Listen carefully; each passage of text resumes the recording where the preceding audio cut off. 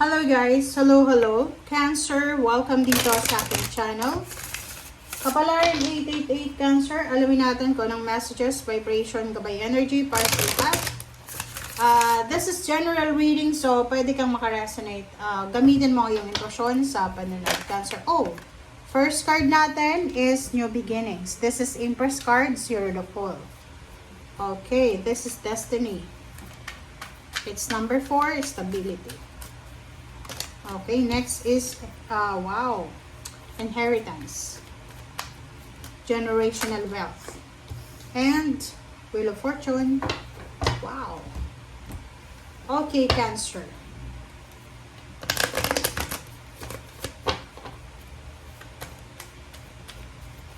Cancer.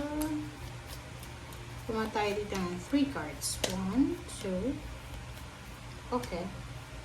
And 3. Okay, Courthouse, Wealthy Man, and Message.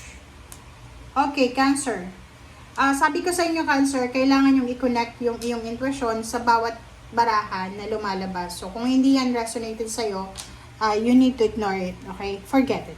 Okay, first card mo dito, there's a Destiny. Number 4, Security. This one.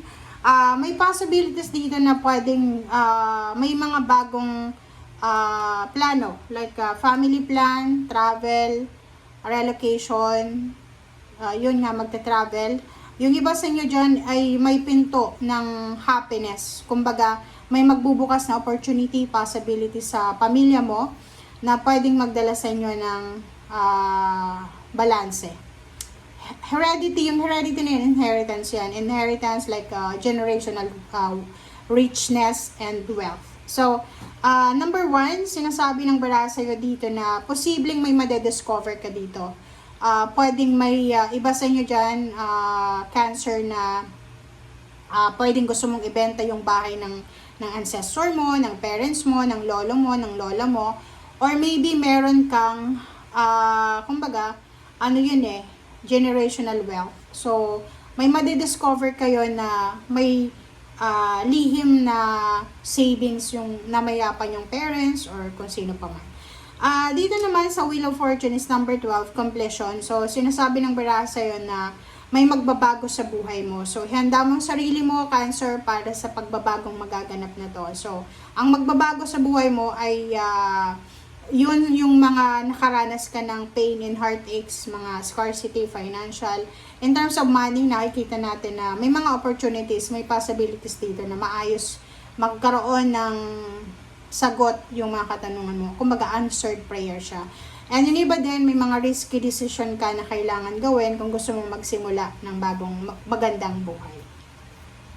Message, sinasabi ng bara dito, ihanda mo ang sarili mo, Cancer, because you will receive messages. First message is from Wealthy Man. So, isang mayaman na tao ang posibleng magpadala ng sulat sa'yo.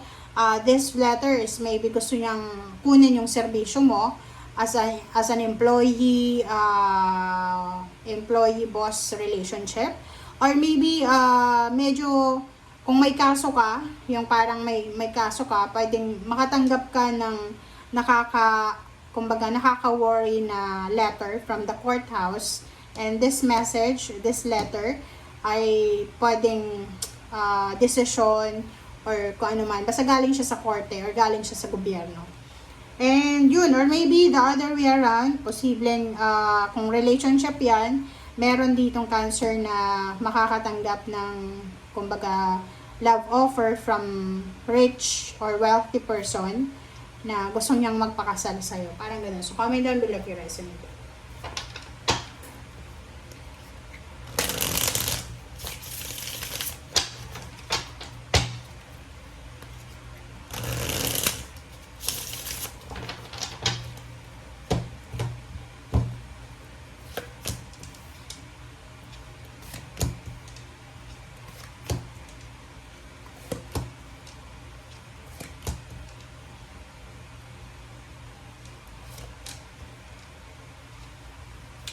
Okay. So, meron ditong Justice. Justice is Libra energy, Prince of Wands, and the Magician. So, ang nakikita ko dito, isang napakabilis na hustisya. Isang napakabilis na justice ang posibleng, kumbaga, judgment. Resulta ng pag-uusap or posibleng mabilis siya na karma ang papasok sa buhay mo. Mag-iingat lang tayo dito sa magician na to kasi yung magician na to ay posibleng nagsasabi na huwag tayong masyadong desisyon ng hindi natin pinag-iisipan. Ang magician kasi minsan, kung sa usaping pera, kailangan mong mag-ingat sa paghawak ng pera. Kung tungkol naman to sa relationship, huwag tayong masyadong kumbaga magtitiwala sa relationship. Hierophant, King of Pentacles, and the Empress. So, sinasabi ng baraha dito na isang financially stable na lalaki, babae, ang posibleng magiging kakampi mo. Parang ganun. So, maybe couple sila, or maybe politician sila, or kung sino man tong makapangyarihan na to sa mundo, na posibleng maging parte ng buhay mo. So, nakikita ko sa'yo dito, Cancer, na you are lucky, you're fortunate, kasi may mga tao na posibleng matutulungan ka, lalo na kung kailangan mo ng pera, or lalo na kung kailangan mo ng suporta emosyonal, or suporta spiritual, or yung physical, kung kailangan mo ng doktor, ng abogado, ng engineer, ng architect, or kung sino man to na mga professional, mga dalubhasa, mga expert sila sa kung ano man ang kailangan mo ng information. You're lucky because may mga tao dyan na makakatulong sa'yo kung sino yung malalapitan. Okay? Okay. Sinasabi ng baraha sa'yo, in terms of relationship, yun, kung may nag-o-offer sa'yo ng kasal, may nag-o-offer sa'yo ng, like for example, contract, or partnership, collaboration, invitation, you need to think first, okay? Mag-isip ka kasi hindi maganda yung energy ng magician tsaka Prince of Wands na mabilisan eh. Kasi pag mabilis kang gumawa ng desisyon, mabilis ka din na kumbaga mabilis din yung result niyan, and baka magsisi ka sa bandang huli. So, pag nagsisi ka na sa bandang huli, mawawala ka na naman doon sa focus mo. Okay?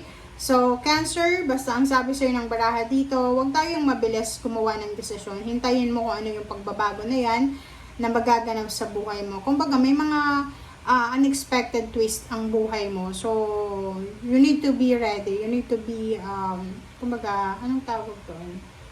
Yun, ready. Handang-handa ka dapat sa kung ano. Kung ano lang, just let go, let God, let it flow. Bahala na ang Panginoon. Okay? Thank you guys. Bye!